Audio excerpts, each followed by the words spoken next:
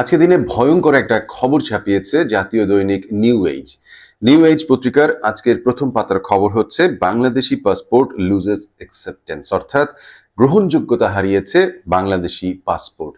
সারা বিশ্বে বিশ্বব্যাপী ভিসা নিষেধাজ্ঞা কঠোর হওয়ায় বাংলাদেশের পাসপোর্ট দিনের পর দিন শুধুমাত্র কমেই যাচ্ছে। যুক্তরাজ্য ভিত্তিক হেনলি অ্যান্ড পার্টনার্সের 2025 সালের গ্লোবাল পাসপোর্ট সূচকে 106 দেশের মধ্যে বাংলাদেশের অবস্থান, গেস করুন, 100তম। মানে শেষের দিক থেকে 7 নম্বরে আছে বাংলাদেশ, মানে সপ্তম দুর্বলতম পাসপোর্ট হিসেবে চিহ্নিত হয়েছে বাংলাদেশের আমাদের ভীষণ পছন্দের ওই সবুজ পাসপোর্ট।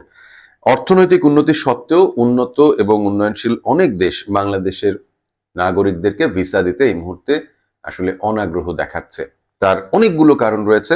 সে কারণগুলোর ভিতরে ভিসার অপব্যবহার, অবৈধ অভিবাসন, কিছু বাংলাদেশির বিদেশে গিয়ে অপরাধমূলক কর্মকাণ্ডে জড়িত হয়ে যাওয়া মূলত প্রধান 3টি কারণ হিসেবে চিহ্নিত করেছেন যারা অভিবাসন বিশেষজ্ঞ। তারা বাংলাদেশিরা বাংলাদেশ থেকে সবুজ পাসপোর্টে ভিসা নিয়ে অন্য দেশে যাচ্ছেন, গিয়ে সেই দেশে থেকে যাচ্ছেন, অথবা সেই দেশ থেকে অন্য দেশে তারা পালিয়ে যাচ্ছেন, এবং এই ধরনের ঘটনা ক্রমাগত বাড়ছে, প্রতিনিয়ত বাড়ছে।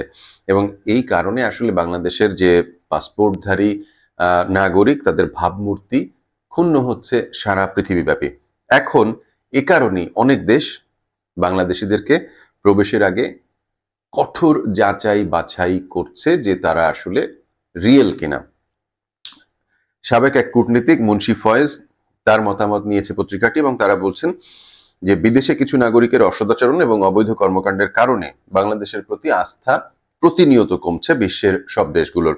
একসময় যেসব দেশে ভিসা ছাড়াই যাওয়া যেত, সেসব দেশেও এখন ভিসা বাধ্যতামূলক করা হয়েছে। এমনকি ভিসা নিয়ে বিমানবন্দরে বাংলাদেশি যাত্রীদের অতিরিক্ত জিজ্ঞাসাবাদ এবং তল্লাশির মুখে পড়তে হচ্ছে। তার মানে একটা বড় ধরনের হয়রানির মুখে পড়ছে যারা সত্যিকার অর্থে বাংলাদেশের নাগরিক, ভালো পাসপোর্টধারী, তারা বিদেশে যখন গমন করছে